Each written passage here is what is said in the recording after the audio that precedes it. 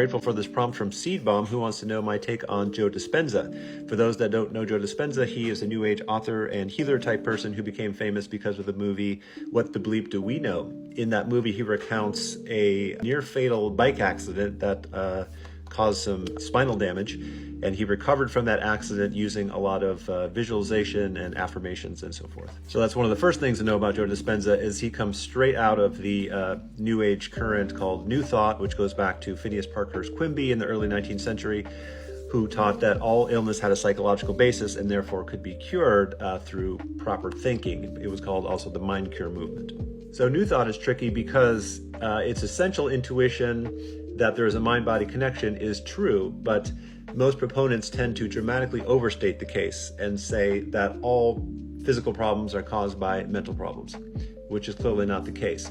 So the question becomes, to what degree does somebody advance that idea, and can they still remain credible while doing so? So in Joe Dispenza's case, he is very much trying to toe this line of credibility.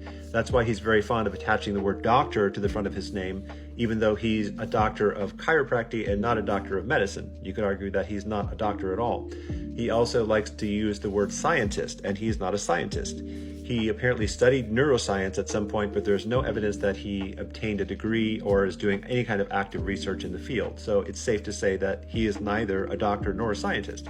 To add to this veneer of credibility, Joe Dispenza also likes to talk about quantum physicists and quantum entanglement, quantum healing, and so forth.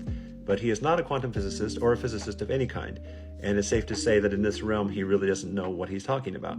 And it's even safe to say that in general, he is peddling pseudoscience.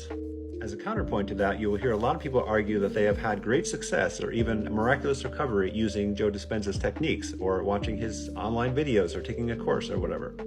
And here's where we have to get into the idea of placebo. A placebo, as many people know, is just a dummy pill. It's a fake cure, so to speak. Someone will take a sugar pill, for example, and be told that it is a cure for whatever disease they have. And very often, the placebo actually works because the person believes that it will work. And that points very strongly to the mind-body connection that I mentioned earlier. The hosts of a conspirituality podcast call him Placebo Joe Dispenza. And I'm willing to believe that some people do benefit from his meditations and so forth, but I'm also very inclined to believe that they do so because of the placebo effect. I'm also willing to believe that Joe Dispenza himself has good intentions, that he earnestly believes he's trying to help people. On the other hand, there are some huge red flags. He doesn't have a Wikipedia page, and clearly he is paying somebody to scrub the internet of all bad press. So I would say, let's dispense with Dispenza, but what the bleep do I know?